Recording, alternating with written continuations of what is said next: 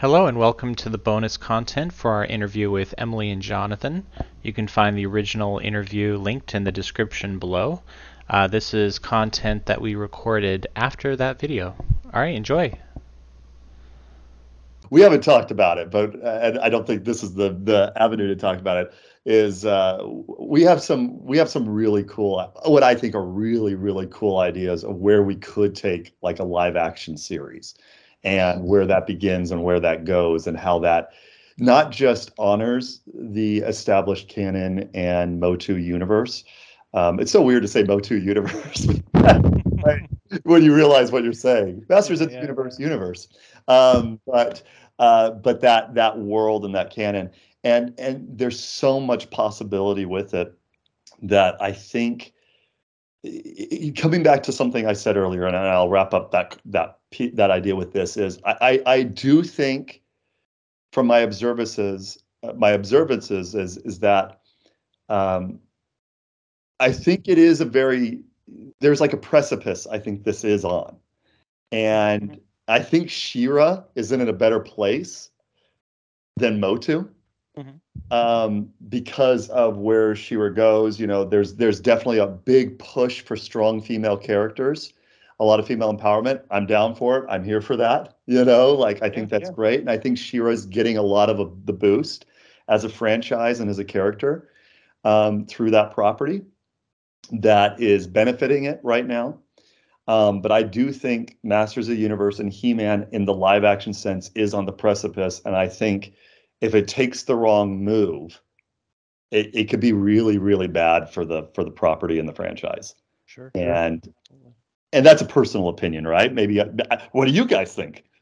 Well, I mean, I personally, if it was me, I would not want to be in charge of the movie ever, because there's too many expectations from all different sides. From, they wanted to make X amount of dollars, on a return, to what do the fans want? Well, some fans want to see Filmation come to life. Some people want to see the mini comics come to life. Some people want to see something that maybe hasn't even been brought anywhere to life, and do like a new version or something, for all we know. And to me, that's like, it's a hard one to pin down. So in some ways, doing something like what you guys did, there is this feeling of you could explore these characters in a way where you're not just showing this overall umbrella of an idea of what Masters of the Universe is based on like the Filmation lens. You could do it through, but the character, here is this character, and this is what they're about. So, like you doing the Teela one is a great stepping stone to do. Okay, Teela could then be in something with Man at Arms, and it's a father-daughter story where the two of them are going head to head against something, and it's her listening to her dad's training and being who she is, but him also looking at his daughter going, but she's got this because I trained her and I know what she's capable of. That's my girl, and all that, going into another battle or something. So, and something, that father the tear moment drops off of, his oh mustache. my gosh, I'm so proud as she beats. Yeah, like exactly. At the very end of it, him, that could be the moral of the story at the end. Yes. Like the whole letting your children embrace their destiny and become the person they're supposed to be, or something like that. Because I'm myself, I'm a father, and I have a daughter and a son. And it's like I look at my daughter in a way where it's like I want her to feel empowered. I want her to feel she's ready to be out there in the world. My son, on the other hand, is kind of like Ram Man, where he's all over the place and knocking into things. And I'm like, I'll get him a helmet then. But no, Masters of the Universe, at least in my opinion, works really well as a cartoon more than it does live action. And I'm not trying to undercut what you guys did at all, because I like what you guys did, but it's so fantastical with the visuals that it would be like, how do you capture this in a way that makes everybody happy anymore? Because there's so many perspectives and stuff. So, but yeah, that for me is like, I would love to see a live action movie. I don't know if I'm going to see the live action movie I want to see necessarily. Like my own head, I have my version of what I'd like to see. So it's like, we'll see how everything pans out. But I agree though. Like the first one, that was at the end of the line for the original 80s line. It's like, okay, we got the live action movie. but it wasn't what everybody was hoping for. So going forward, it's like, okay, get Cringer, get Battle Cat, get Orko in there. You at least you save some face with fans, because that's one of the first things people say. You even brought it up at the beginning of our interview. The whole, well, why is Beastman this way? It's like, put them in there looking legit, and then you at least have that rapport, and then go for there. But it really does come down to, like, Marvel did it best so far, where it's like, what are these characters about? And then when you bring them together to go up against the bigger thing, that's where you're rooting for him even harder, because Thor's dealing with his half brother, or his step brother, his adopted brother, whatever, with Loki. And then you're dealing with Captain America being the man out of time, going into this war in the middle of New York when all hell's breaking loose with the aliens. You have this crazy, angry creature who all of a sudden you flat out say, Hulk, smash, like, do it. Just go out there and start. And it's like you're cheering them on because these separate stories. And that's what Masters could be. Like, Teela's story, and what Duncan feels like going into battle, knowing his daughter's right there. You have Ram Man being who Ram Man is. You have Stratos being Stratos and stuff. And you have all those characters, and you're like rooting for each of them in their moments in these movies. And one movie to me is a little like, it's not enough, because you really need to flesh these characters out the same way that other properties have been given that chance. And, to complement exactly what you're saying, we were literally saying some of the similar things that you were saying about, like, Marvel and how they're giving you a full origin story. You have the first Iron Man film. There's only Iron Man. And then at the end, you get Nick Fury. That's literally all you get in that whole thing. And then there's a villain. And it's like, and, we were talking about that. It's like, okay, one thing I have to give credit to the original 87 film is they kind of just said, screw Prince Adam. It's just He-Man all the time. And the reason why I give some credit for that is, like, because, and right now, I think in a movie, I personally don't have the complete answer as it stands right now. If I were going objectively looking at the movie, it's like, okay, if I do Prince Adam, now I have to commit half my movie to Prince Adam becoming He-Man. Yeah.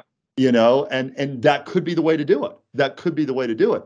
But now I have to commit that, while, like you mentioned, but now you're fully committed to that route. That is the way you're going.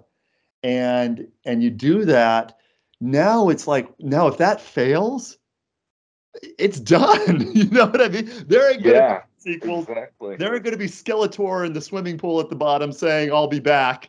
Like, there ain't gonna be any of that, right? Like, that's not happening. And you're not gonna explore these great characters in these great worlds. And it's not that all these characters need a standalone movie, but when you do give more length and time and come in, now you're bringing it. And, for me as a filmmaker, I actually have a philosophy, and having done genre, I think it's especially important. And I do consider Motu a genre piece. It's a fantasy sci-fi mashup, and with Barbarian as well. And I believe that you have to deliver on the promise immediately. And by that, I mean, I remember my very first horror short I did. It was called An Evening with My Comatose Mother. and I knew, and I knew within the first 2 minutes, I needed to show you this rotting, decrepit, comatose mother. It was more like 2.5 minutes, but I needed to, and it was a 33-minute short film. And I needed to show the audience this great makeup, this great piece that we had, this monster, even though she's there in the bed and comatose, just looking creepy. It's the promise to the audience, you're safe. We're gonna get the goods. And you know it based off the quality of the makeup that you're seeing right now and the scene that we're giving you.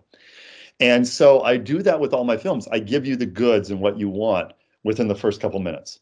Like, boom, this is it. You're going to get it. And we did it with this film, even in the 6 minutes with credits.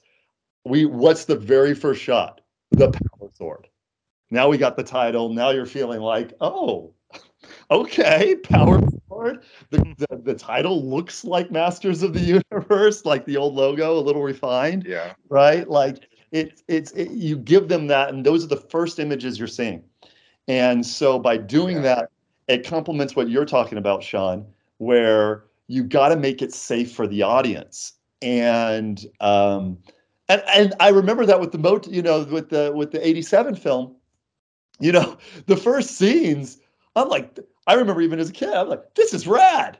Like, this is awesome. Exactly. Right? We're on Eternia. Go ahead. No, I was just going to say, what blew my mind about the movie was Skeletor 1 at the beginning. Mm-hmm. So as a kid, I'm sitting there going, all bets are off. This is nuts. Like, I love the fact that we're suddenly on a whole different level than what the cartoon was giving you every day. Yeah. Because suddenly, here's a stake. You want to talk about stakes? Skeletor is literally in Grayskull, and He-Man's on the outside of it. And Skeletor's flat out saying, the war is over, I've won. You're like, oh, crap.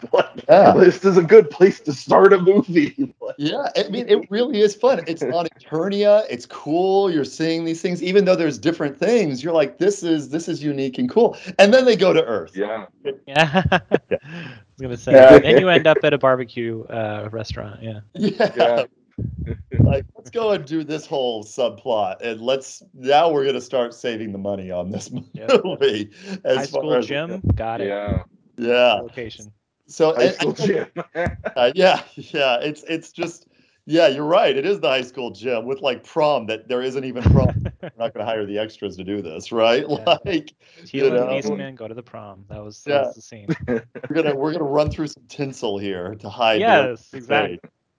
Like, there it is. So I mean, that's the thing. But there they started delivering on the promise, but it never really came to it. But they still did that, and I'm a big believer in that. You got to come in and I think if you did something with Masters of the Universe and He-Man, I mean, you just got to come out like, and that doesn't mean you have to have a big fight scene at the beginning. It's just you got to come in and give those visuals, the strength of the visuals and everything like that. Or you could have Emily show up as Teela in the very first shot and just, I just step into frame. That's all. Yeah. They're like, I'm in. I'm in. You could recreate, and I love the idea of putting as many,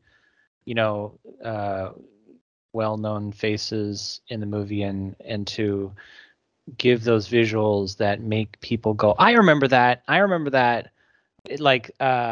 That on many different books, you see the shot of Teela with her horse/unicorn, and Skeletor and Beastman are hiding behind a tree watching her. Yes.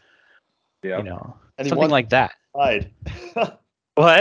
Well, Skeletor wants Teela to be his bride. Right. Yeah. Like, that's the very first thing, right? Well, and she decides to like clone Teela and to marry the baby, like to raise a baby to marry. Like, okay, that we don't talk about that much, but maybe won't have that in the movie. But then you have Evil Lynn, who's always a little bit of like the spurned lover, like the unappreciated, lover type of thing that goes in, and maybe there's a jealousy thing that comes in, right? Like, maybe. Like, who knows what? I mean, the possibilities but I will really say this endless. too. I would love, in fact, when Jonathan talked to me about the whole unicorn and her riding the unicorn, I was like, if only we had the budget, we could have gotten a horse, made it into a unicorn, and I could have come, there it is. up on my unicorn horse. No, I can totally imagine Emily as Teela, right? Like riding a horse along a beach, right? Oh, that would be.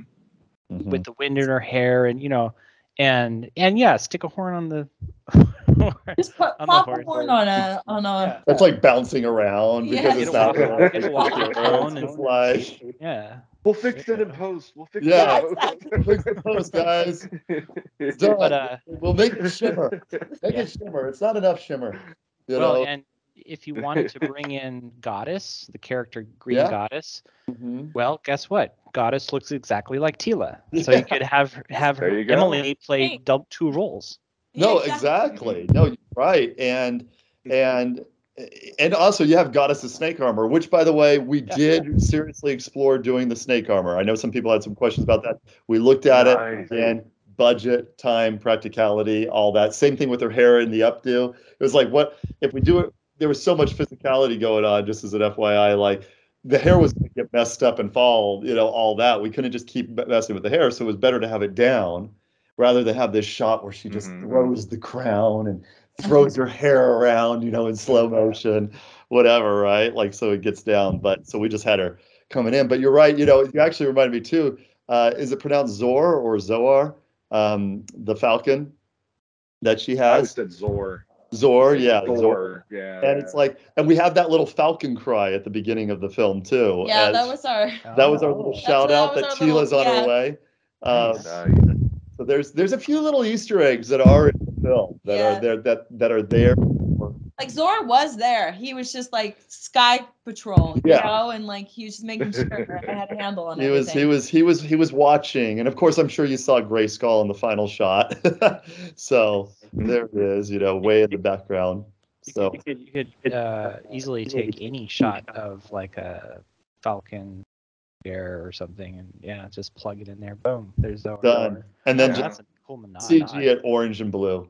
Oh yeah, there you go. Yeah. And I love the idea, like your idea of doing a thing with Man-at-Arms, because the person who would be absolutely perfect for that role is Anthony Charles DeLongis, the guy who played Blade in the live action 87 movie.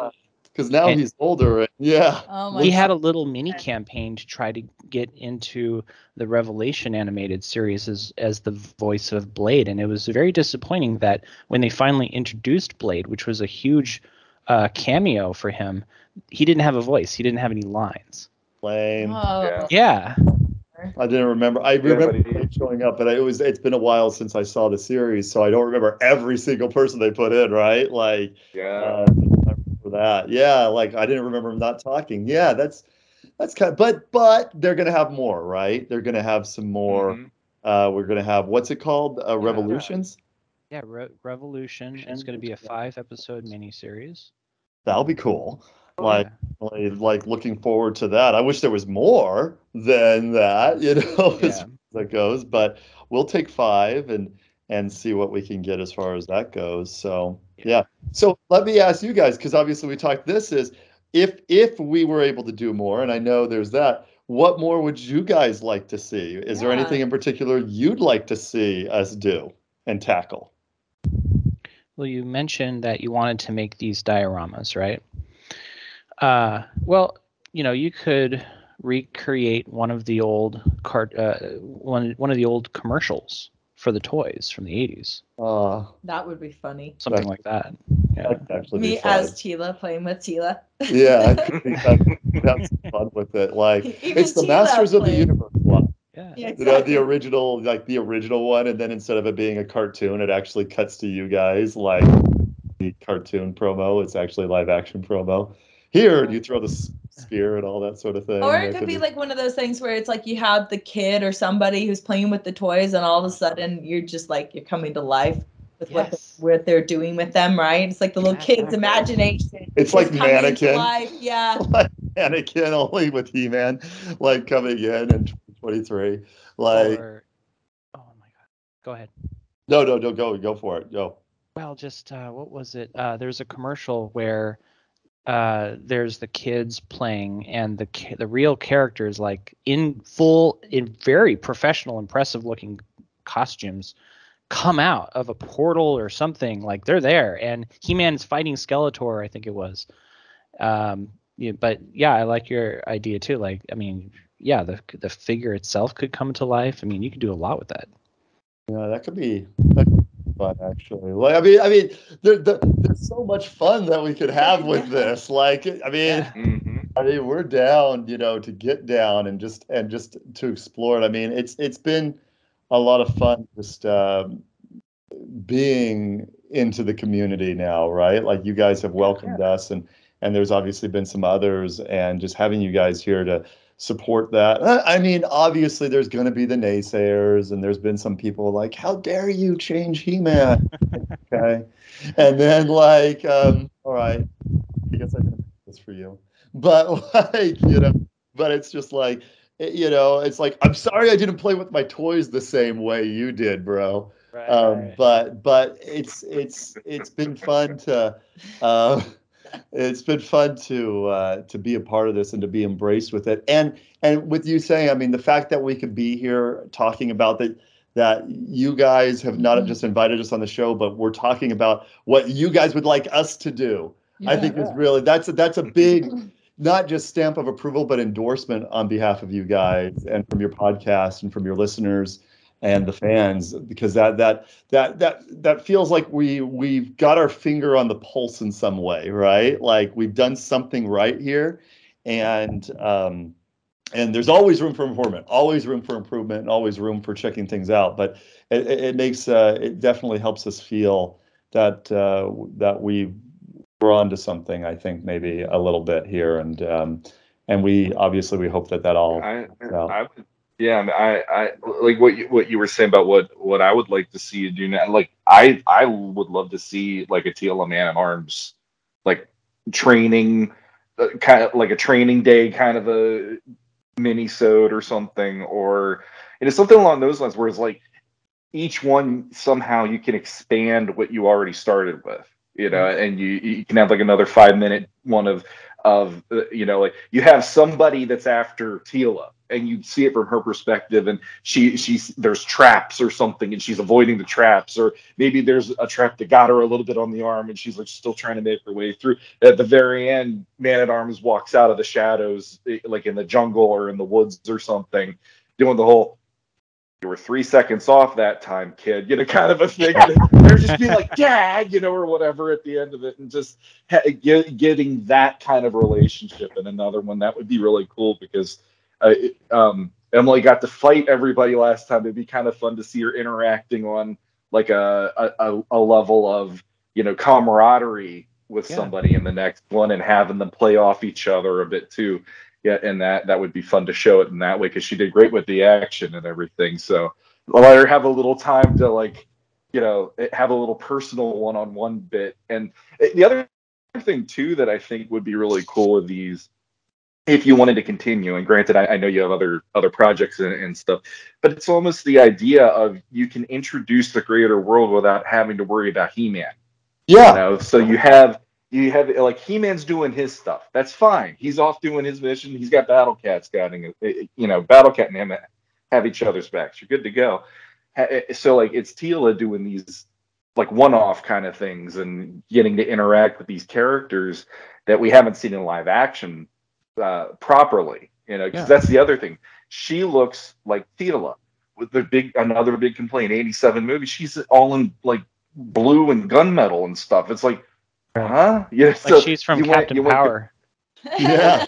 Yeah, exactly. Well, and you bring up exactly, I think that's part of the, I think that backs up, I think, a little bit my argument, right? Like, no, don't do a movie. Do a live action series, right? And then we could I am completely behind that, because that is a huge part for me is, you let these people, you let the actors become these characters, and you give a damn at the end of the day. It's like the closest I could, obviously Avengers is there, but the closest I can think of to like the style that you can imagine as like Masters of the Universe would be like a Guardians of the Galaxy vibe, because of that was so otherworldly, and the visuals were more startling, and lots more colors and everything like that. And it was amazing how in one movie they managed to make you give a damn enough that by the time that you hear "We are Groot," there's like, you're crying because you cared about those characters. The only problem though is you rely on that first movie to make you hopefully get that second movie. Whereas stuff like what you're doing makes it so much more manageable to give those times and that face time for those characters and the emotional beats for those characters, to give you like, okay, here we fleshed out, here's Man at Arms' relationship with Teela, and then Teela maybe interacts with Orko in the next one or something, and they have an adventure, and she helps Orko feel heroic because he's feeling like, oh, I mess everything up, but then he helps her, and then he feels like a hero for that episode, and then you go to the next one doing something, and it's these little moments, but it plays into Filmation, but it also gives some more character beats. Well, and you could also expand the world and what's happening in the world, and there could be losses as well as victories, right? You could have the mini story. Absolutely. I thought what was so brilliant about, I don't know if you guys saw it, but if you saw Andor, what they did in their 13 episode arc was there was 4 mini arcs. There were 3 episode arcs that they did. And then they would pay it off in the 3rd episode of each arc, right? And so you can do something similar like that as well. Now, I do want to just take one step back and just say, listen, we definitely hope that if and when a movie is made, it's hugely successful. We'd obviously love Emily to be a part of it. So we definitely aren't disparaging anybody who's making those efforts as far as that goes. As far as it goes, we definitely want it to be there. Because on the other side, when I say on the precipice for He-Man, the last thing I want to say on that, and I know Emily wants to add to it, is like, I think it could go the other way too, where if you make the right call and the right choice, whether it's a movie or series or combination of all the above, it could reignite the entire thing for a whole new generation. And then really take it to another level. Because honestly, that's what we kind of saw with like the demographics of what we were saying. Like, not a lot of people who are under 30 are watching the film on the whole, right? Like we could see that in the demo and the analytics. And so it's like, you can recapture that young audience, and now you've got life forever. Right? Like it's there and you can capture it. And so that's why I think it is so important. But I know Emily was going to add something. Oh yeah, I was gonna add to what Shawn was saying too on just having that backstory with Men at Arms and stuff like that, because I think, and this is why I think, if they do movies or series of movies, the reason why we both feel like a series could be a good, way to do it. And maybe it's, a movie and a series, but because there's so much to introduce about the backstory of characters, it's really hard to do that in a movie's length of time. And like you said, caring about the characters is essential. And there's so much to learn about Teela as a character, and where she came from, right? Her training with Man at Arms, it came, from somewhere, right? And so kind of really showcasing that backstory, and she's the daughter of the sorceress and stuff like that. But really that relationship with Man at Arms and, like that father-daughter moment, I think would be really important to see, as well as, how did she become a captain of the Royal Guard? Like all these kind of factors. Well, Man at Arms obviously was the one who helped with her training. So let's see that. Let's see her struggles with that training. Because with every warrior, no matter how good of a warrior, really showcasing you're human, you're gonna have flaws, you're gonna have mistakes, you're gonna have those kind of things. In fact, we did actually try to incorporate that a little bit in our action sequence and our choreography when we were talking about it, because we could have just come in and gone crazy with it, and she could have taken everybody out. But at the same time, that's not as much of a payout in the sense of relatability to Teela, because we see she's picking a fight, right? But if Teela's picking a fight, there's no struggle, then, how are we going to root for Teela? But then also, if there's no struggle, then how bad are these other warriors, right? Is she that great of a warrior if they suck so bad, and she can just take them out? And there's all those kind of questions. And so we were really trying to showcase, getting to that moment of, wait a minute, is she going to get taken out by this barbarian? There's that moment there where there's a bit of a struggle, and hopefully the audience picks up on it in my performance of, she's on the ground. At that moment, she doesn't really have a weapon. She's below him, right? And she's weak in that moment, And so we're really kind of trying to showcase that. And so that's what I would like to see for Teela as a character, in the series or in the film, is really showing that, yeah, she's powerful, but she's also got the human quality. She's got the relatability of she's going to have some weaknesses, right? What are her weaknesses? It's well said. Absolutely. That, about needing to be relatable. And I really wish you could have met Renee. He would love you. And he would be talking right now about, like he always does, about the importance of the hero's journey. Yes. Mm-hmm. Absolutely. Yeah. Absolutely. And we brought that up. That was literally something we were talking about the other day. Is I look at, He-Man and the Masters of the Universe, but I'm going to say He-Man in this case, is such a unique. And I was thinking about this driving too the other day, but we did have conversations similar to this. It's a toy line, for crying out loud. That's how it began, and they bamboozled their way into what it became. Like, oh, did you know there was a toy? There was a comic book. Oh, did you know that there's a cartoon? Just so that they could get people to put it into their toy stores, right? Like, there was this. The whole history of Masters Universe is really audacious, and there's a lot of balls, right? Like, there just are, like, the whole way, and maybe that's where we were channeling in some way with the audition. Our inner, you know, motu spirit. Yeah. There's just a lot of brashness and a lot of like going on, and then they started building this world around the toys, but it's the toys first. I don't know, outside of maybe G.I. Joe, like another toy line. I mean, because He-Man built the way, right? He-Man gives way to My Little Pony. It gives, like, you know, it starts to build the whole thing. Transformers was a toy line, but He-Man was the one that showed the way. It was the one that opened the floodgates for this. Right, I think it was the first cartoon series that was like 5 days a week or something like that. Yeah, they went through. I mean, the whole series is finished airing by the end of '83. That's why I mentioned earlier, like, I was a little too young for it. You know what I mean? Like it had already had the series had already had its peak by the time I was more cognizant of age for the cartoon, right? But the toys I was absolutely enamored with and all that. So for me, I wasn't quite there yet. And so, but coming back to it but it's built this really cool mythos. And as a lot of these things do, you know, the canon is a bit of a mess. You know, you have to kind of find that and get that going because they get on the seat of their pants.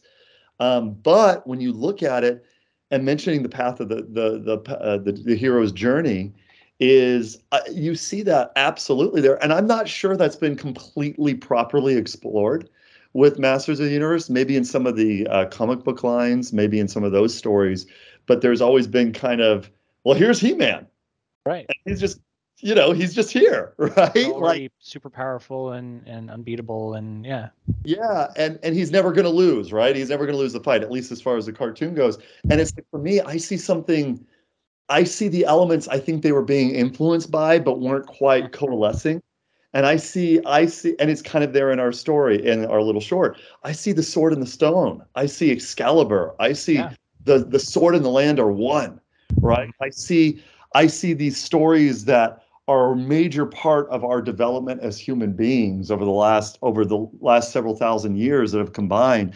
And I see that in He-Man and in the Masters of the Universe. And I think that's where it can go. I think it can go into the modern myth more. And I think that's the potential of it. Let's be honest, you're going to have your tongue firmly planted in your cheek with some of the character names, right?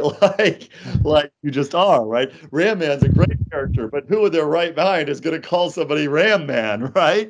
But in this world, it's just like anything else, right? It's just like, you know, eating a plate of beans, right? It's just normal. Yeah. And I think that's the way you have to approach these things, right? But myth is fantastical. It is this, but I think we're in an interesting time as well.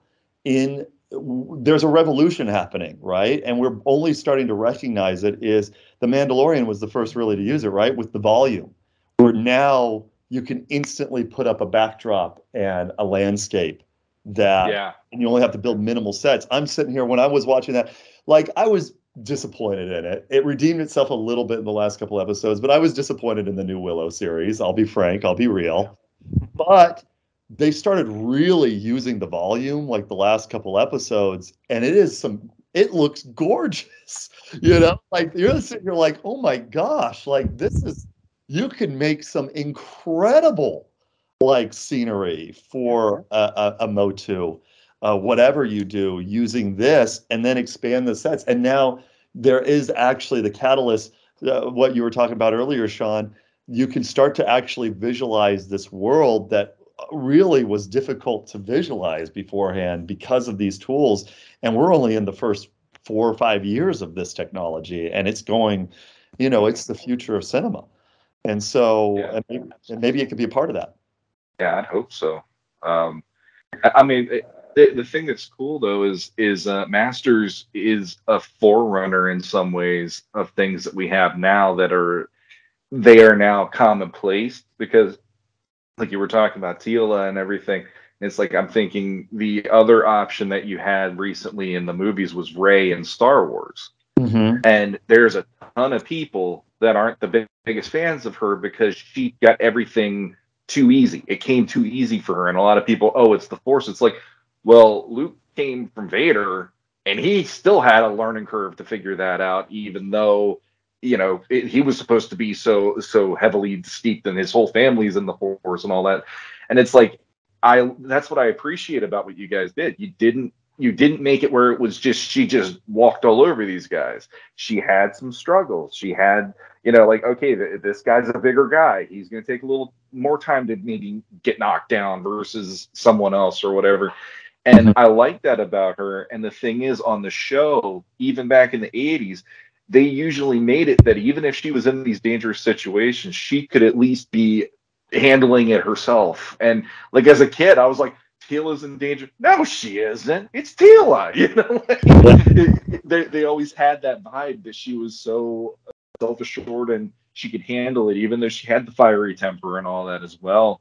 And yeah, she had help from her friends at times too, of course. But I do like that, and I think that still can speak really well to modern audiences without too much of a problem. Because I'll tell you something funny. My daughter, me being a He-Man fan, she's watched She-Ra, but she's also watched the He-Man cartoons.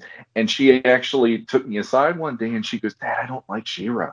I'm like, "Oh, all right." And I'm like, I don't, you know, if you don't like something, you don't like something. I'm not going to force it on you. I'm like, "Why?" And she goes, "I like Teela." And I'm like, "Why do you like Teela over She-Ra?" Just it didn't matter to me that she liked one over the other. But she goes, "I like that Teela doesn't have the power.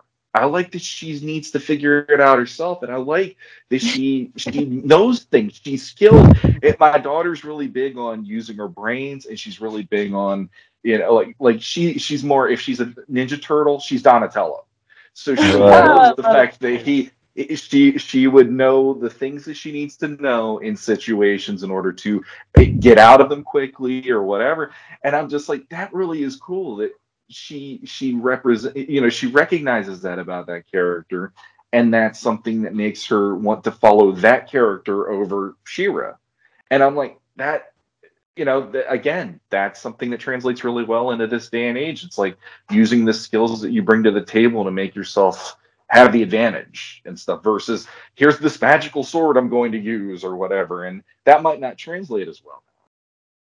Yeah, no, I think you're right. I think your daughter is very wise. I think she is as well, even though she's 10, but she's got some ideas. Well, I love that she said that about Teela, because that is what does make Teela unique in the character aspect, because she's very smart. It's almost kind of like, not quite like, but it's almost kind of on the DC universe, like the Batman, where Batman isn't actually superhuman at all, but he's got all the cool toys. He's got the ways to handle himself to navigate and fight, right? And so Teela's kind of, in fact, what's fun, side note on Batman, it just came to mind as I just came up with this, but part of the inspiration on that first beat up scene was the scene in the Batman, where he just comes in and he just, boom, he just takes down these guys, and it's ruthless. And so that was actually part of a great scene. Yeah, it's a great scene. And that was actually part of the inspiration of that. But yeah, I think about it like that, is she uses her tools, and her tools is her brain, you know, and her ability to fight and be a smart, intelligent warrior, versus just relying on something like a power sword, right? And so, what does your daughter think? Has she had a chance to see? Yeah, has your daughter seen it? I'm actually going to show it to her after we're finished, because now I'm going to be like, "Hey, Teela thinks you're pretty cool, and this is Teela," and show her that way, and that'll just blow her mind. Yes, I love it.